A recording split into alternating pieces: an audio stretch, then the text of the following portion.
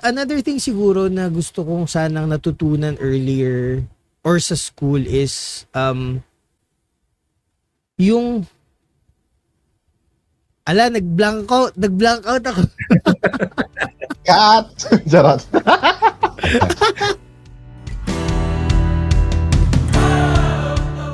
Welcome sa Buhay Buhay Podcast, isang kwentuhan tungkol sa buhay-buhay nating mga Pinoy.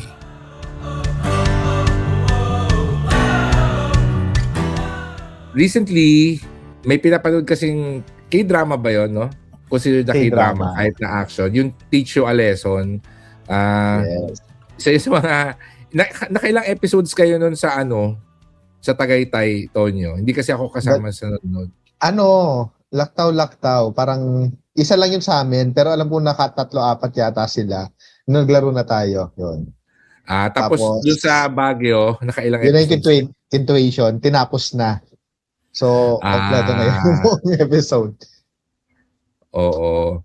More action siya, no? Than More action. Drama or hindi rin? Halo naman. Siguro more on parang, doon? Hindi thriller yung tawag doon eh. Pa-suspense in a sense. Kasi action. Hindi ko kasi talaga kaya manood ng parang ganong slice of life na may unfairness. Yung may kontrabidang very, affected ako. Pinihintay ko na lang yung redemption arc para at least medyo good mood. Ganyan. So, yeah, parang suspense, revenge, thriller, action. Pabila ka ba doon, Panda? Doon sa Teach You a Lesson na K-drama? Hindi. Ako pinapanood kasi nila, pero for some reason, wala rin ako, parang ayoko rin panoorin kasi nga naaawa ako masyado doon sa inaapit. Dahil school setting, tapos ang pinaka-theme kasi noon is bullying, nagkataon lang na merong parang main character na siya yung nagdadala ng justice dun sa mga nabully. Tapos, as I understand it, per episode, iba-ibang school, no? Parang ganyan. Yeah.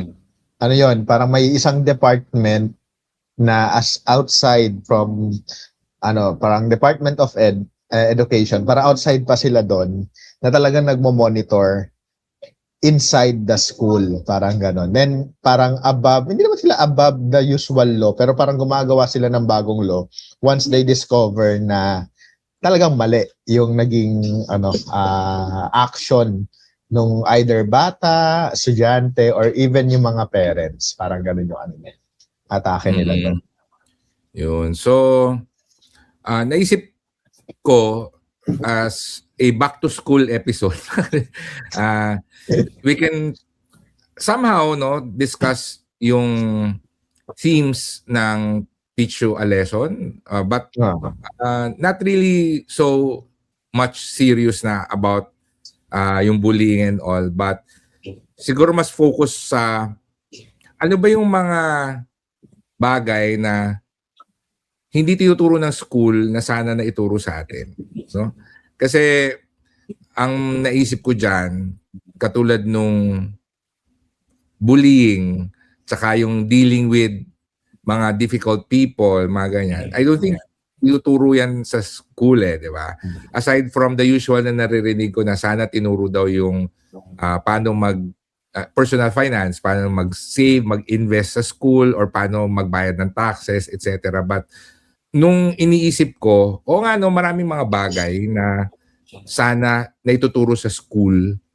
And I think it's also very appropriate dahil bukod sa back to school ay may mga issue ngayon yung mga school, no? 'Di ba? Yung recent na shooting. Oo nga. 'Di ba? Mga school related. Plus the fact na biglang nagkaroon ng lindol ng first day of school. 'Di ba? Yes. Nasaan kayo nung lumindol? Tulog. Ramdam ka sa Manila? Parang hindi naman ramdam sa Manila, no? Hindi ako dito. Ako nasaan ako. Oo. Well, busy rin ako noon pero nagulat na lang ako na bakit yung timeline ko biglang puro sa lindol. Tapos yun nga. I understand first day of school din yun. So anyway, kayo, kung tatanungin kayo, ano yung isang bagay or isang topic na nawi-wish nyo na sana natutunan ko to sa school? Ano ba yung lesson na sana naituro ito nung high school? No? May naisip niyo na ba 'yon? Napaisip ako dun. Mm-mm. Ako meron ako isa during elementary days. Though hindi naman siya masyadong sakop. Hindi naman siya masyadong sakop ng TLE, 'di ba? Ano yung parang livelihood kineme. Parang hindi ko na maalala kung saan bansa siya. I think Japan siya. Yung parang tinuturuan mo na yung mga early age. Not in a parang science or math, mga ganyan. Ang tinuturo sa kanila is basic courtesy, kung gaano nila kamahal yung Japan or yung bansa nila. Parang doon sila nagsisimula paano mag-ayos ng classroom, paano ang approach mo sa tao kapag mas matanda sa'yo. Parang yun yung binibuild up early on. Na I think, ewan ko, meron ba, parang hapyaw lang kasi yung mga mga ganun dito sa subject dito sa Pilipinas. Ano nga ba tawag doon? Values Education. GMRC. Parang very hapyaw lang siya. Ako kasi public school.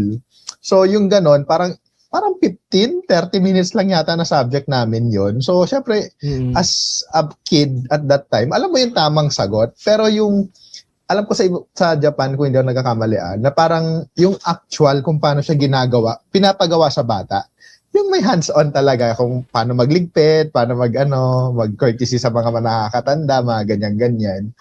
Siguro yun yung isa. Yung parang i-build mo muna yung character, yung character ng bata before siya mapunta doon sa intelligent side na parang math na, science, mga ganyan. Siguro, isa yun sa magandang makuha.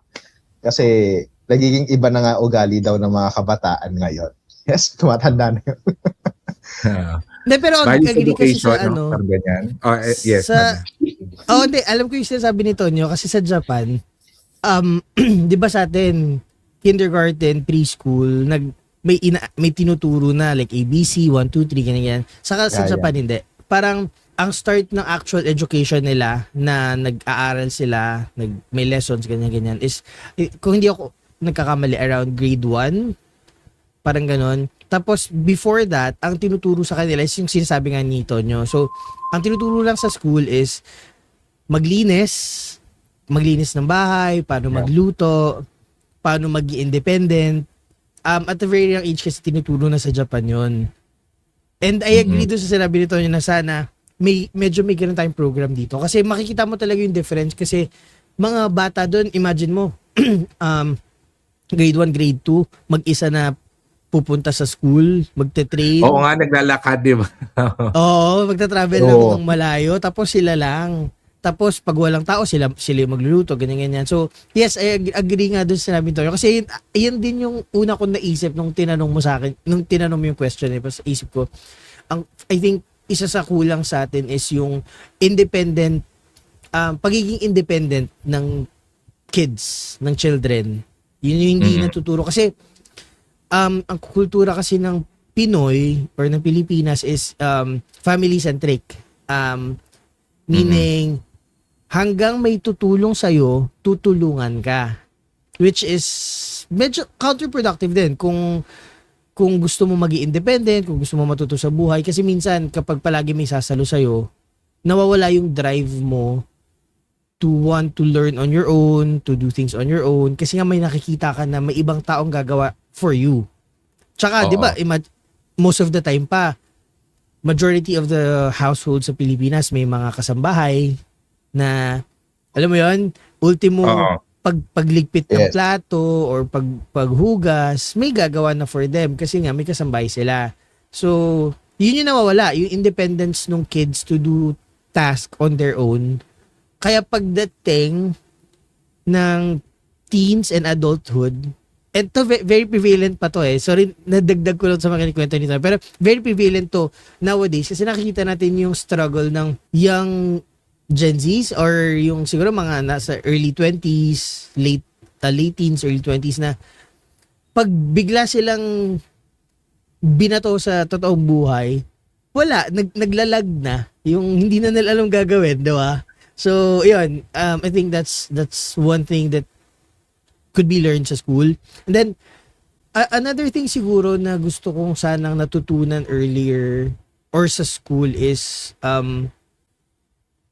yung nag-blank out ako. Cut! Charot. Hindi, wala, ikaw ka muna, Pis. Wala yung sabihin ko. Yun nga. Yun din naman sa akin. Oo. I agree, no? Yung pagiging independent. Just to add dun sa sinabi mo, yung Filipino family kasi, ang tendency, quote-unquote, binibaby yung anak, lalo na kung Yes. firstborn, di ba? I think magandang ang practice yon na you let your child learn how to be independent. Kasi, di ba, sa Pilipino, maski yung pagpaplansya ng mga damit, tapos yung Yes. things like that, inaasikaso talaga ng magulang, alaga talaga. Yes. And pagdating sa household chores, it's more of tumutulong lang yung anak sa magulang, but to actually teach them how to do it. How to do it. Oo. Naalala ko kasi nung bata ako, na-curious ako sa pagpaplansya. Kasi, siyempre, pinaplansya ng nanay ko yung uniform. Tapos sabi ko, pili ko kaya ko yan. Yun. Pero, pinagbawalan ako na, naku, mapapasok ka. Alam mo yun, all the risks na kagad yung, So, hindi ako natuto magplansya not until nung college na ako na naka-dorm na ako and alam mo yun, kailangan ko siyang matutunan dahil may kailangan akong plansyahin na damit sa dorm. At that time nga, nanghihiram lang din ako ng plancha sa dormmate ko. But basically, yung concept of adulting, yun yung lagi ko naririnig sa mga Gen Z na biglang, meron kasi tayo laging desire na to live independently, yung umalis sa bahay, matry Pero, karamihan ng mga kilala ko, natatakot din gawin yon kasi hindi sila confident na kaya nilang mag-isa. Dahil yung basic household chores like pagluluto at saka yun, pagpaplansya, paglalaba, no? Hindi sila sanay or hindi nila alam. Basically, paglilinis lang ng bahay usually din kasi ang tinuturo sa atin, but yung medyo may konting technical skills na involved, hindi talaga tayo natuturuan.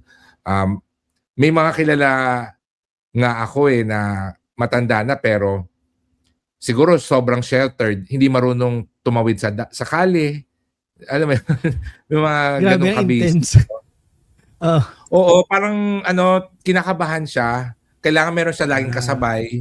Alam mo yun, ewan ko, siguro may childhood trauma siya or something, pero ganun siya, kailangan may kasabay siya pag tatawid siya ng kali. Tapos, nakatira siya sa condo, pero naka-meal subscription plan siya kasi hindi siya marunong magluto. Sabi ko, sayang yung kahit na it's something you can afford, pero there's still value dun sa alam mong lutuin, marunong ka magluto, tapos alam mo lutuin yung isang bagay na nakikrave ka, di ba? Kaya nakikrave ka na spaghetti. Simple kaya skills, mo di ba? Oo, di ba? Kaya mo magluto ng sarili mong spaghetti or something like that. So, yeah, basically adulting, no? Which I would include yung sa personal finance, yung marunong mag-budget, no? Kasi naalala ko, ang talagang tinuturo lang sa atin is dapat marunong ka magtipid, etc. Pero yung actual practice na paano ba mag-budget, di ba? Usually, tayo-tayo na lang yung natututo yun gawin through sa baon natin. Pero parang self-study siya lahat. Sana merong guidance na practical application, no? Or mas may guidance pagdating sa mga ganong klaseng tasks, no? So actually, ang sasabihin ko dapat kanina, natanda ko na sasabihin ko kanina. So ang sasabihin ko dapat kanina na sana included sa tinuturo sa school is yung mga yung students how to do proper financing. Yun nga, isasabi mo nga, 'di ba, yung pagbabudget. Also teach the kids kung paano yung buhay after high school or after college. Yung mga basic skills na dapat alam natin, which is yung kung paano mag-file ng taxes, paano mag-apply ng... Oh, hindi totoo talaga kasi kapag nagtanong ka ngayon sa karamihan sa kanila, they would not have any clue how to do that. Google pa ganyan. So parang I think dapat i-include sa curriculum or something is yung how to file taxes, how to do proper financing, how to do budgeting, family budgeting, and then kung alam mo yun yung mga simpleng for us kasi parang normal na kasi medyo matatanda na tayo and we've been through it, 'di ba? Pero tayo kasi ang nangyari lang din sa atin, tanong-tanong sa parents, ganyan-ganyan, tapos experiment bago natin na-gets kung paano talaga yung tamang process, 'di ba? Parang I think it would be beneficial kung natuturo na rin yung mga basic life needs na yung alam mo yun, para mapadali yung buhay natin sa mga ganyang bagay. Dapat natuturo na rin yun eh. Yun yung gusto idagdag kanina. Ako idadagdag ko diyan, siguro kahit nasa senior high school, yung understanding yung mga government agencies and benefits. Yes, For example, exactly. ano ba yung role ng SSS sa buhay natin? Ano ba yung mga benefits natin sa PhilHealth? Bakit tayo kinakaltasan yan? Yung pag-ibig fund, ano ba yung process if someday you want to avail of a pag-ibig loan? Ano ba yung process ng pagbili ng bahay? Yung mga gano'n. Kasi I remember yan yung mga struggles ko nung nagsisimula ako, especially nung totoo. In a way, madali kapag empleyado ka. Pero nung nag-shift ako from being an employee to a freelancer and an entrepreneur, yun talaga yung biggest obstacle ko yung understanding yung tax system natin. Tapos, how do you voluntary pay SSS, PhilHealth? Alam mo, yung concept ng HMO. Tapos, sabihin na natin, importance ng life insurance, mga ganyan. Hindi lang siya talaga requirement, but meron siyang purpose. So, I don't know, kasi I think it can be a whole subject probably sa senior high school para mas meron ng plus yung mga benefits mo as a citizen, di ba? Ano ba yung reason ba't ka nagbabayad ng taxes? Kasi parang napakababaw lagi nung presentation ng mga ganong klaseng. Oo. And even then, kung babalik tayo dun sa values education, it's really more of a discussion in the classroom. Tapos, mas, theory, na parang, wag ka gagawa ng masama sa mga kapwa mo. But I think, dito papasok yung na-realize ko nung napapanood ko yung clips nung teach you a lesson, no? Ang tinuturo sa atin sa school is huwag kang gagawa ng masama. Pero, hindi tinuturo sa atin, anong gagawin mo kapag merong gumagawa ng masama sa'yo? How do you deal with bad people? How do you deal with difficult people? Di ba? Kasi more of, ikaw dapat you be a better person. But what if there's a bad person that is harassing you or bullying you? Di ba? Ano yung dapat mong gawin? Sa tingin nyo, dapat pa tinuturo yun? Maliban doon sa nabanggit mo, idagdag ko doon, maliban, yun nga, theory kasi lagi na dapat ikaw yung mabuti, dapat ikaw yung mabait. Sana napapakita din yung consequence or yung ano mangyayari pag ikaw yung masama. Kasi based din dun sa palabas, ang nangyayari kasi mostly juvenile. Usapan juvenile. Ganun din kasi sa teacher lesson Di ba? Parang bata sila. So parang may isang episode doon na alam ng mga bata na makakalusot sila. Kasi nga juvenile pa or yun nga, wala talaga siyang clear law or rule kung anong gagawin sa kanila. Although meron silang parang jail system for juvenile, mga ganyan, parang inexhort nila yung authority nila para magamit yon, no? Siguro yun din, siguro pagkabata sinasabi lang na yung maging mabuti.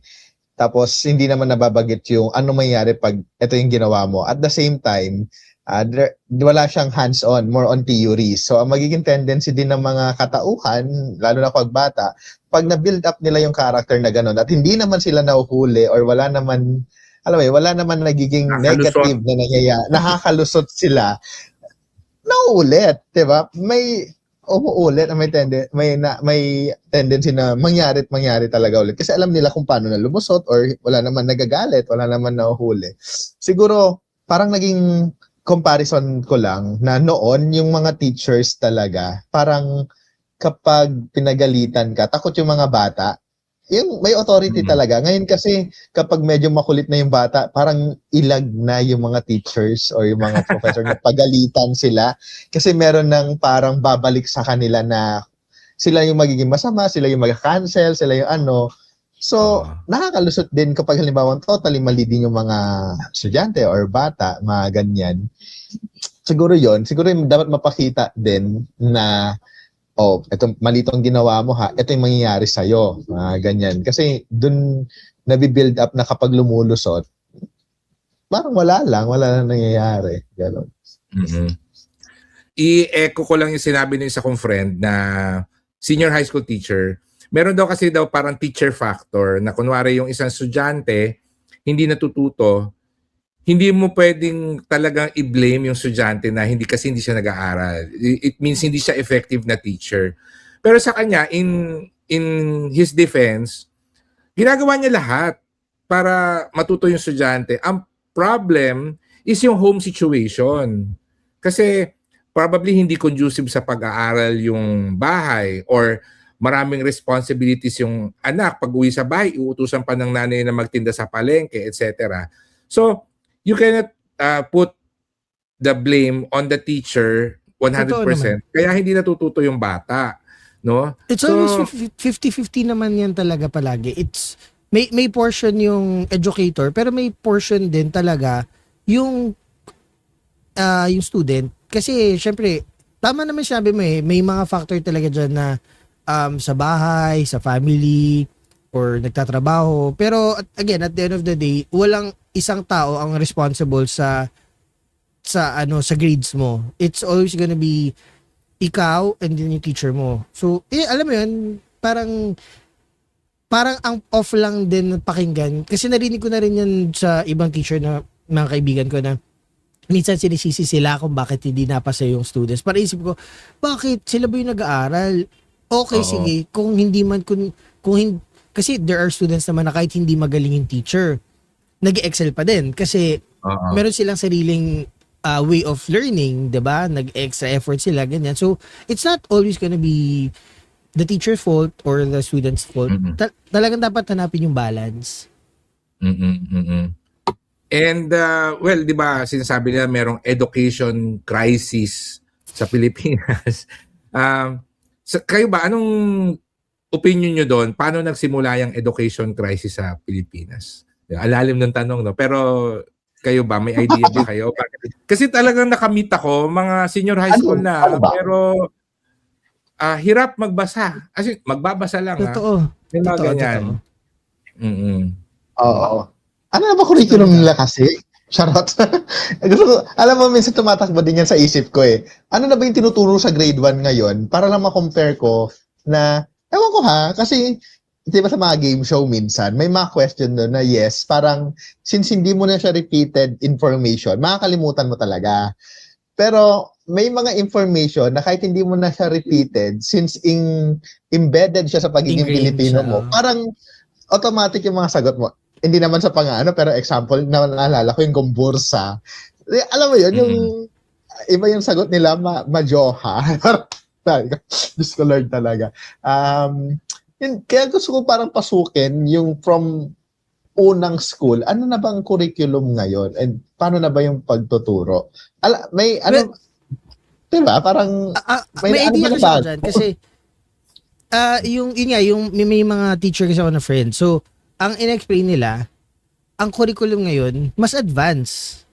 Pero the thing is, as advanced as the curriculum is, ang kulang naman sa curriculum nila is the fundamentals. imagine mo parang grade 4, grade 5 grade 3, grade 4 yata nagmultiplication division na without making sure na yung fundamentals ng mathematics ay okay na. So ang ina-explain sa akin nung friend ko is advanced ang tinuturo sa school ngayon. Actually very advanced basically ako kasi pag nakikita ko yung inaaral ng mga inaanak ko, nagugulat din ako na inaaral nyo na yan? Anong grade pa lang kayo or anong level pa lang kayo? Ay na agad inaaral nyo. Pero, yun nga, ang nagiging consequence, pinipilit kasi na i-advance yung learnings, i-advance yung curriculum without making sure na the fundamentals have been completely understood. Yung, kumbaga, kasi kahit ganong ka-advance yan, kung yung basic principles at fundamentals ng pag-aaral, ng pagbabasa, ng mathematics and all that, kung naintindihan niya ng bata, medyo mas madali yung learning curve ng mga advanced subjects eh. Pero kung dun pa lang sa basic addition, subtraction, multiplication, division, hindi na nila alam, syempre, grabe yung magiging struggle niyan pag pumasok yan sa algebra, geometry, physics, or kaya kung sa English, kung hindi nila na understand yung basic subject-verb agreements, yung iba-ibang subject-verb agreement na forms, SIV, STV, STVDO, SIO, VO, yung mga ganon. Pag hindi nila naintindihan yun, paano na yung magiging complex na mga English phrases, English grammars, yung mga pag-compose ng sentences, constructions, ganyan. Kasi iba ang spoken at iba yung written when it comes to English naman. 'Di ba? So, alam mo yun, ang daming factor na it will boil down to naintindihan ba yung basics, which most of the times, sasabi nga ng mga friends ko, and even I've noticed dun sa mga younger people na nakilala ko, medyo talagang struggle sa kanila yun. Yun yung sagot ko doon sa tanong ni Tonyo. Advance yung lessons, kulang sa fundamentals. Bago tayo magpatuloy, gusto namin kayong i-invite sa aming website na buhaybuhaypodcast.com. Nandun ang aming episode show notes, mga exclusive special videos, extended episodes at marami pang iba. Kaya kita-kita tayo sa buhaybuhaypodcast.com.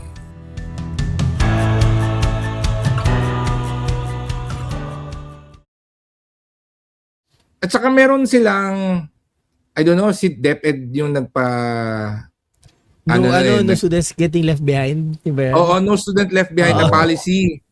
No? Yes. Tapos, binibigyan ng incentive yung school kapag mataas yung passing rate. So, pag maraming honors. so ang nangyayari, kahit na hindi naman deserve ng estudyante, pinapasa na lang kasi unang-una, ayaw din nilang ma-hassle na papagalitan sila nung magulang or nung admin, upper ups na bakit hindi natuto to. So, ipasa na lang natin. Tapos, ang consequence, umaangat ng grade level yung mga estudyante na hindi nga fully naintindihan yung basic o yung foundation. So, ano yun? Tsaka yung sinasabi mo, Fitz, yung, kasi nakita ko yun may computation table pala siya. So, apparently, any score that's at 60, automatic, mag-convert na yun sa 75. Or 74.5 or 75. Transportation ata sila. Oo. Yung ang taas ng transportation sila. nila. So, ang makikita mo doon, actually, isa pa ito sa pinag-usapan namin last time ng friend ko na nakakalula kasi, di ba sa atin, kapag bagsak ka, pag 75, pasang-awa ka literal. Hindi na halos na hihila yun eh. Like, gagawa na lang talaga ng paraan para mahila. Pero yung current na computation table, ang laki nung gap para mahata ka sa 75. So, pag bagsak ka, automatic 75 ka. Parang ganun yung nakita kong computation table eh. Unless talagang bumaba ka pa ng 60, which I really don't understand how you could go lower than 60. Papasa't papasa ka. Tapos, ang nangyayari pa doon, kaya, eto, wala naman akong gripe sa mga students kasi talagang kung ganun yung naging patakaran ng DepEd. Pero yung dahil nga doon sa competition na yun, ang dami ng students ngayon nang naka high honors, with honors, palagi ang pag nakikita mo yung scorecards, pag nagpo-post sila sa Facebook, ganyan, 99, 98, 97, parang sa isip-isip ko, parang sobrang taas naman ito. Ganun bang katalino yung mga bata ngayon? Hindi hindi siya I mean, hindi this is not a bad thing naman. Ano lang, being critical lang kasi isipin nyo, kung umaabot ng ganong kataas ang score ng isang bata sa school, ibig sabihin, dapat sobrang taas din ng antas ng edukasyon ng mga Pilipino. I mean, mataas dapat ang level natin, hindi tayo nasa baba. Kaso hindi eh. Sa PESA, isa tayo sa pinakamababa.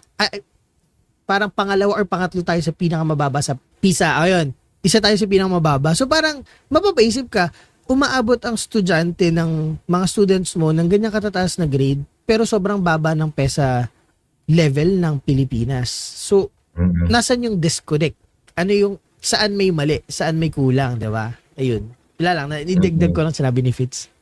Parang domino effect na hindi mo ramdam sa sa mga lower levels na hindi, kunwari yung sa pagbabasa na lang, no?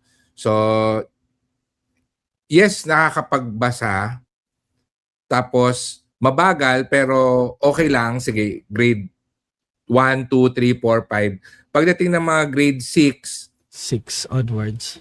nagsastruggle sila na makaintindi ng mga malalalim na mga sentences, di ba? They understand the basics. Pero yun nga, pagdating ng mga grade 7, 8, 9, 10, na I know yung grade 11, grade 12, meron silang research, may mga ganun silang mga subjects na eh. Wala, totally, hindi, as in, no idea. Kasi nga, hindi pa siya, sobrang weak ng foundation, kayang ilusot ng mga middle grade, pero pagdating ng upper grade, wala talaga, useless, hindi maintindihan. Sabi nung isa kong friend, gusto niya pasulatin ng parang reaction paper. Di ba parang very basic ang reaction paper, high school pa lang. Di ba? Very high school, oo, totoo. Oo. So, pinagawa niya na reaction paper sa isang any movie na palabas. Sobrang ano daw, ang weird ng mga reaction nila. As in, hindi yung reaction paper na reacting on the theme, ganyan-ganyan. It's more of nanood, parang storytelling. Kasi yun yung alam nila eh. Narration. Nanood kami ng sine. Ang kasama ko yung mga kapatid ko. Nanood kami ng ganito dito. So sabi niya, hindi reaction paper to. Hindi nila naiintindihan yung concept ng reaction paper. So, ang nangyari, ginrade na lang niya based on the grammar and the clarity of the message. But it's not really an analysis of the movie na pinanood nila. Itself, Oo. So sabi niya, anong pwede kong gawin? Alam nga naman, mag-isa lang siya, kaya ba niyang baguhin yung sistema? Feeling daw niya, grade 5, grade 6, grade 7, doon dapat kino-correct yun eh. 'Di ba? Yung reading comprehension, 'di ba?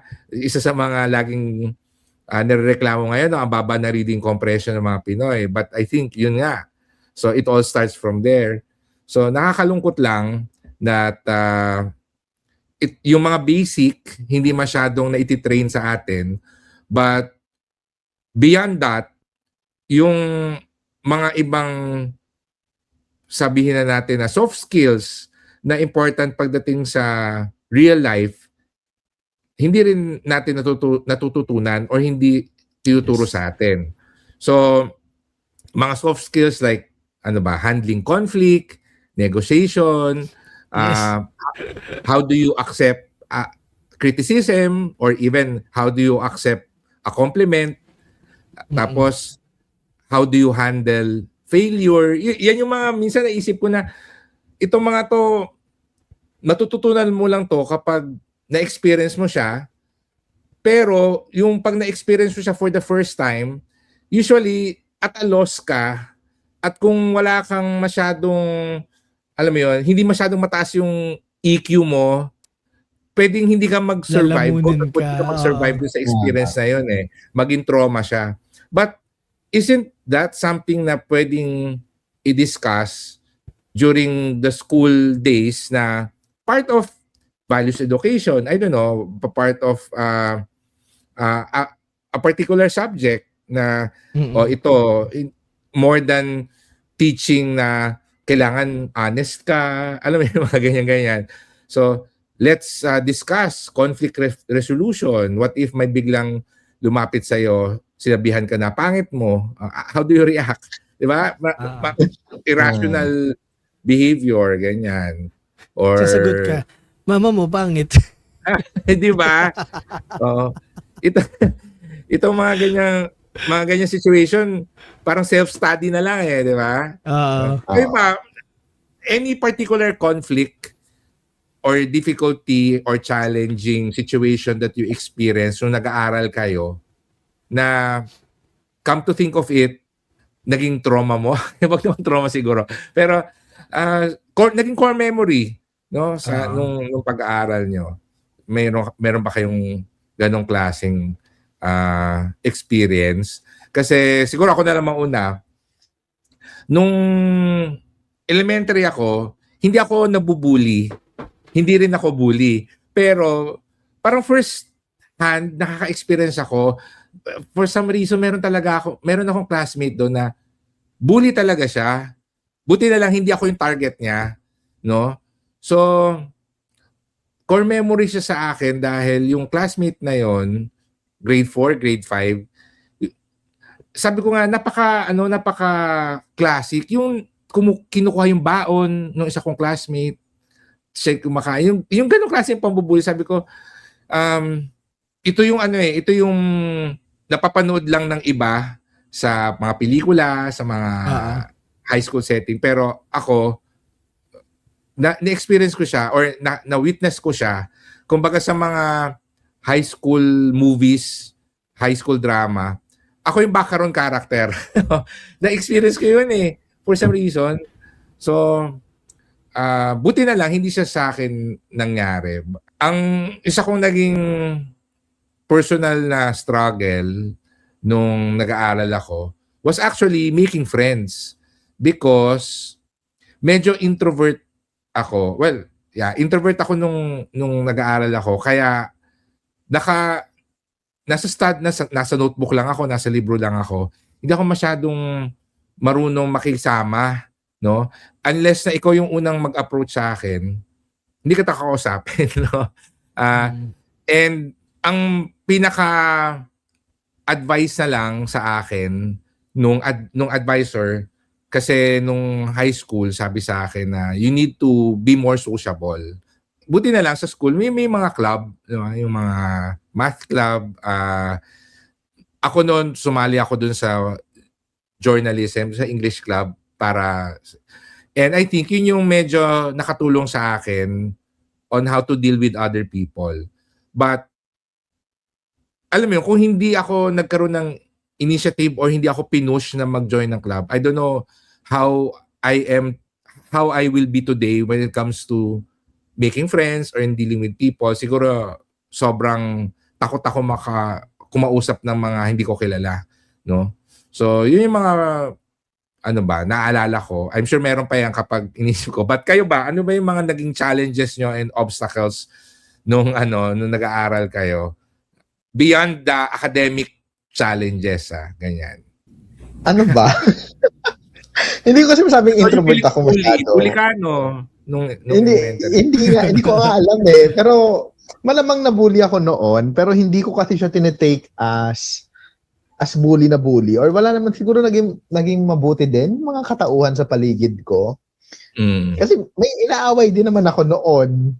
May inaaway din naman sa akin, pero hindi siya extreme ng katulad na talagang ganon. If may lesson man ako natutunan, siguro mas nakikilala mo lang yung tao along the way. Para kasing simula grade 1 or grade 2, parang yun at yun din yung mga nakakasama mo na katauhan na section. So parang ano na kayo doon? Ang tawag doon? Black section. Black section na kayo, ganyan. So nakikilala mo na din naman yung bawat tao. And elementary, wala kasi akong parang wala naman kasi akong ganun ka-solid na mga katauhan din na ano. May inaway ako nun, may dinuraan nga ako nun. Napakababaw lang naman na reason. Nasaan na kaya siya? Tapos hindi naman siya nagsumbong. Bait naman. Wala naman nangyaring guidance doon. Hindi ko lang alam kung nangyari sa akin nun. Pero mayroon din naman ng bully sa akin na parang yung laging, hindi siya bully pero yung laging makulit, katabi ko, tapos laging ang kulit-kulit lang. Siguro doon ko na practice yung pagiging resilience ko kay Panda, ganyan, charot. Wow. Wow. Na-tolerate mo yung pagiging resilience, yung pagiging patient mo. Pero hindi naman kasi extreme yung bullying nga. Pero as in, makulit na talagang walang physical, pero mapang-asar, makulit, mga ganyan. Elementary yun eh. High school, ang swerte ko ba? Ang swerte ko ba sa mga katauhan na nakikilala ko? Siguro walang naging core memory about bullying. Walang extreme, no? Walang extreme experiences. Walang extreme experiences. As a normal, ano lang talaga, student lang din talaga siya. Tapos siguro, kung ika-categorize mo yung mga estudyante noon, nandun ka sa nerdy type / nerdy gamer type. Hindi yun dun sa hindi sa mga active na athlete, hindi dun sa sobrang talino. Nandun ka sa parang mga hindi din sa sobrang social kasi hindi ko naman kaya magganda-gandahan ng mga part na yun. Yung as in aral estudyante ka lang, pero hindi ko masabing tropa mo lahat, pero kilala mo yung lahat. Tapos ilan lang din naman yung mga taong lumalapit lang din sa'yo or ganyan. Siguro yun nga, wala kasi akong extreme. Kung may extreme man sa sa night episode. Iba pala yun. Para iba yun. Hindi pang dito yung yung mga ganong After dark. Buhay-buhay. After dark episode. Hindi siya dito. Yeah. Ikaw, Panda, kamusta ang elementary high school experience mo? Meron bang extreme? Well, ako meron, pero siguro kinompartmentalize ko na lang siya sa utak ko. Pero nung elementary, for sure talaga nabubully ako. Kasi I was very quiet. Tapos yung quiet, tapos medyo mahinhin ba for a kid. Kasi nung bata ako, hindi naman siguro alam niyo naman na meron ako heart condition noon. So hindi rin ako talaga yung tipo na magalaw, yung pag nung bata ako palagi lang ako nasa isang corner ganyan tapos hindi masyadong nakikipag salamuha ganyan. So parang 'yun, naging cause 'yun para ibully ako ng very light ganyan. Pero hindi naman siya extreme. Natatandaan ko lang, yung core memory ko lang na medyo may bullying na nangyari is nung first year high school. Dahil sa isang subject sa English class namin, merong isang set of friends, puro mga babae to. Tapos, grabe yung pambubuli nila sa akin kasi yung sa English subject, parang nung first year, ako yung top 1 sa English, specifically sa English. Tapos, dahil nga, kasi very mahilig ako magbasa ever since. So, yung teacher namin na yun, si Sir, si Sir, may itsura kasi. So, parang feeling ko, bet nung mga babae na classmate ko. Kaso, kunyari, pag may recitation, ganyan, ako yung palagi tinatawag kasi nga, naiintindihan ko yung lessons. Ito yung mga basic subject for agreements, yung STV, STVDO, SIV, mga ganyan. Very tonto ako sa ganong lessons noong time na yun. So, parang binuli nila ako ng parang isang buong linggo yata yun. Or basta may duration, may span yung pambubuli nila. Dumating sa punto na parang nag-open forum during class kasi talaga hindi ko na kinaya yung pambubuli nila. Tapos, nagpaparinig sila during class kasi ako yung tinatawag. Tapos, pag tinatawag naman sila, mali naman yung sagot nila. So, kaya ako yung palagi tinatawag kasi nasasagot ko yung tanong. Tapos parang inopen nila. Tapos naging issue siya dun sa class. Tapos, after naman nun, parang kinausap sila, ganyan, kinausap ako. So, after nung class, kinausap din naman ako teacher ko. Sabi nung teacher ko, wag mo na silang pansinin. Kaya ganyan yan. Kasi nga, nakikita nila na nag-excel ka sa class. Parang babalubag loob na lang ba? Parang sinasabi sa akin na Oo. deadmine ko na lang ganyan. Pero naging core memory sa akin yung kasi talagang alam mo yung pahiyang-pahiya talaga ako doon kasi buong class para Yeah. nabully ako in front of the class, ganyan. Ayun. So, yun yung talaga naging core memory ko yun. Pero ano naman, admitted naman, kasi 50-50 naman, kasi minsan nambubuli din ako sa mga classmate ko. Ganyan. So, ano lang, break even lang. Ganyan. Ayun. Iniisip ko lang din, no? Yung sa akin naman. Kasi wala talagang extreme. Iniisip ko kung nag-give off ako ng aura, napapalag ako. Kapag halimbawang, alam mo yun, may aura pa. Iniisip ko tuloy kung may aura akong gano'n na parang mabait sa mabait, ganyan, pagkulitan-kulitan naman, pero wala kang extreme. Siguro ba dahil alam nilang papalag ka? Or, hindi ko lang alam. Pwede. Oo. Di ba? Parang may aura ka Pero kasi na, ikaw yung nerdy ng grupo eh. Ikaw yung, may pagka-manipulative din siguro hindi ako in the physical, in the physical aspect, pero may pagka-manipulative din siguro na, hindi kayo makakopya sa akin, walang assignment, alam mo yung mga ganun. Pero yung sa akin kasi parang dagdag ko lang din. Parang na-stop naman siya. Or meron mga pahapyaw na bullying, pero na-stop siya kasi parang, yun nga, nung nag-high school, parang palagi ako nasa president, vice president ng class, tapos student council, tapos Diba mas nabubuli yung mga president. ganon? So parang, alam mo yun, dahil naging ka-close ko na din yung halos karamihan sa mga student populace, medyo parang na-lessen siya. So parang inisip ko, okay din. Pero introvert ako promise, introvert talaga ako. It just so happen na, yun nga, sumali lang ng varsity, sumali lang ng student council, ganyan. So, ayun. Siguro sabog din kasi grupo ko nun. May mga grupo din ako na na yung mga nabubugbog. Charot. Yung alam mo mga, public din siya. Alam mo yung yung, hindi ko naman sila ganun kadikit, pero, paano ba? Dikit in a sense na parang hindi naman yung totally na nag-share ng mga life experiences or what. Pero kasama mo sila, then hindi ka din naman nila ginagalaw, ganyan. Yung mga, mga tropa ko ganyan na, hindi naman sila may gang, pero yung mga siga, ganyan. Siguro may factor din yung mga ganun. Pero, yun. Yeah, come to think of it, ako, nakakaiwas ako niya nung elementary because observant ako. So, pag feeling ko, naku, mukhang hindi maganda lumapit dito sa tao na to, alam mo yun, ako na yung umiiwas. Totoo. Oo. Nung high school naman, since nung elementary, parang nag-show ako ng potential na mag-excel academically. Yun nga, in-encourage ako nung advisor na to also join yung mga extracurricular activities. And I think sila yung naging shelter ko nung high school. Kasi nga, nandun ako sa mga club nun na doon ako tumatambay. So, since mga like-minded. So, nakaiwas din ako dun sa yung typical na nakatambay lang sa school grounds, walang ginagawa. Kasi feeling ko yun yung mga areas na may mga bullying. Diba? So, iwas ako sa mga public areas na yun kasi nasa club room ako, ganyan.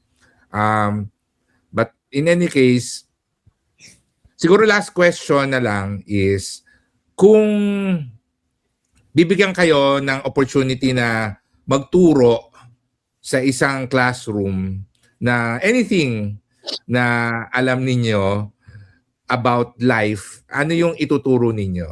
Ayan. So, meron kang mga high school students. Oo. Anong ituturo ninyo? Something na hindi tinuturo sa school na bibigyan kayo ng opportunity na ituro sa mga high school students. Anong ituturo ninyo? Maliban sa sex ed, charot. Ako siguro, hindi ako may sagot na ako. May sagot na ako. Ay, sige, ikaw muna, Tonya. Hindi kasi, syempre, ano bang pwede ko ituro na, na something na may iwan doon sa mga students or high school. Siguro yun nga, maganda kasi naman yung naging high school ko noon. Then, siguro they need to, hindi ko alam kung paano ko siya sasabihin na sana maturo ko, yun ganun lang. Sana maturo ko yung value ng life, yung importance ng life, tsaka nung camaraderie na magkakasama sila. Alam mo yun, kasi syempre, in terms of bullying, in terms of life experience outside the school, ibang-iba talaga. So, kung ano man yung magiging struggles nila, sana may maiwan ako sa kanila ng optimism na eventually magiging okay din lahat. Basta you have to do good, you have to do your things ng tama, ganyan-ganyan. No? Hindi madali yung life, pero makaka-survive din. Siguro parang ganon. Hindi ko lang Yung ma-put resilience. into words. Oo, hindi ko lang ma-put Concept into of words yung resilience. ano niya, kung paano ko sila ituturuan ng ganon. Na maganda yung life. Alam mo yan, maganda yung life. But you just have to be good lang din. May struggles, hindi mawawala. Pero ganon talaga. Ganon buhay outside school eh. Ako personal finance talaga kasi I think karamihan ng mga nakakausap ko ngayon, mga nagpapakonsult sa akin, talagang self-study nila yung kung paano mag-budget, mag-save, mag-invest. And I think early on talaga dapat na yung nadidemystify, yung nawawala na yung mystery ng paano ba mag-save, paano ba mag-invest. Yeah. Naisip ko yan yung ituro kasi feeling ko yun na yung pinakamalaking pwede kong i-contribute sa nation building natin. Na may turo sa mga high school yung kung paano mag-manage ng pera, kung na dapat hindi matakot sa utang, but the proper way of leveraging debt or how to properly use debt, etc. Kasi it's really something na hindi tinuturo. Plus, related to that, na wag sila magpakahon na pagdating ng graduation ay kailangan nila maghanap ng trabaho. So, i-open ko din sa kanila yung idea of being a freelancer, being an entrepreneur, pursuing a career as a professional, etc. Na each one, iba-iba yung challenges niyan pagdating sa pera. Di ba? Iba ka mag-manage ng pera pag empleyado ka, iba pag professional ka or self-employed, iba rin kapag. So yun lang, I think it's it's worth a curriculum, I would say. But yeah, I think more on that because number one, it is a personal advocacy, and number two, I think yun din yung may competency ako na ituro, which I think is very essential at hindi talaga tinuturo sa school, no? Yun. Ikaw, Panda, anong ituturo mo? In fairness, ang ganda nung sa'yo. Pero sa akin, naisip ko lang is more of self-regulation. Okay. Self-regulation in a sense na it's parang close to CBT, cognitive behavioral therapy. Why? Because ang napapansin ko sa current generation at sa previous generation, yun yung kulang.